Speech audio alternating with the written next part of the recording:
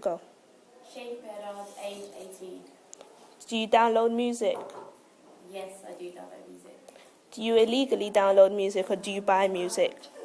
I would say I mostly illegally download music because for me, it's easier to get as because it's free. How much would you say you use it? Use the sites that you download music from? What do you mean? So how much a week, roughly as a percentage, how much would you say you use illegally download music? I probably do it like once every 2 weeks. Is the quality of the music different between pirate and music that can be bought? Pirate music usually has like kind of like a slogan from like the website that it's come from, or the background track may be a bit different, or it might just cut off like halfway through sort of thing. Okay, what sites do you use to illegally download?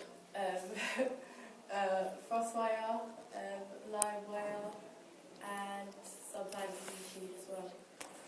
How did you find out about these sites? Friends, basically.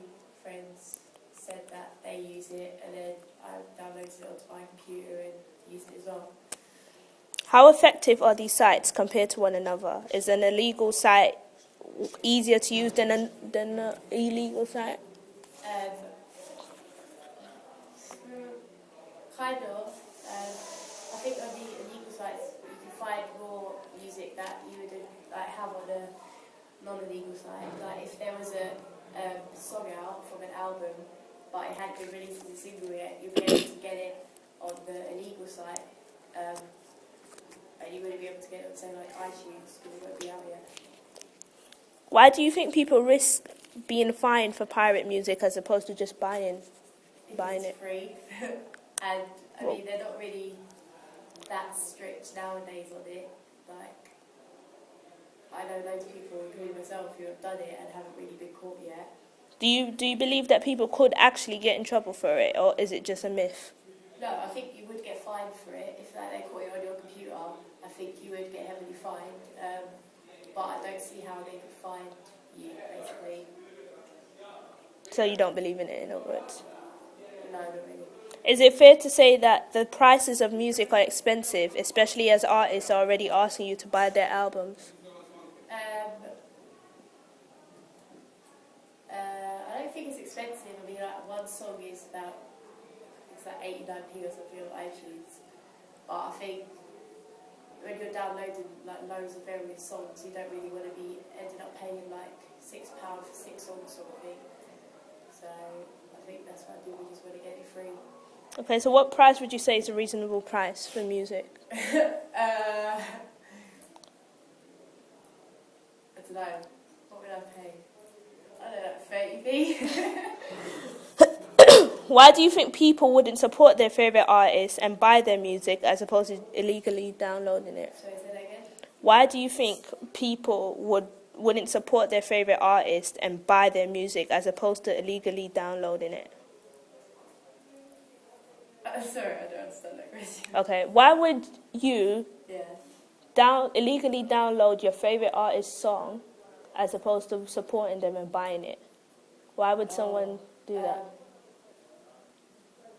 Again, probably because it's free. I mean, if I have a favourite artist, I'll buy their album. But with other people, other artists who have the one-off song that's really good, I think that's mostly why people illegally download it, because they don't want to buy their album because they're not like interested in that person's music. But say if they do have one good song out that you like, you would basically illegally download that.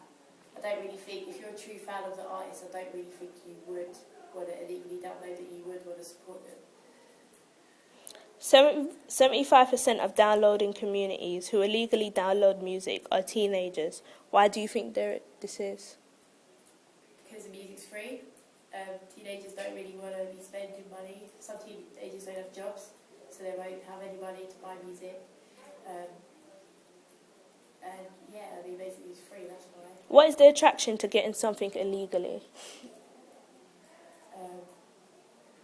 I don't think there's an attraction. I just think when you get it, you know you have haven't really paid for it.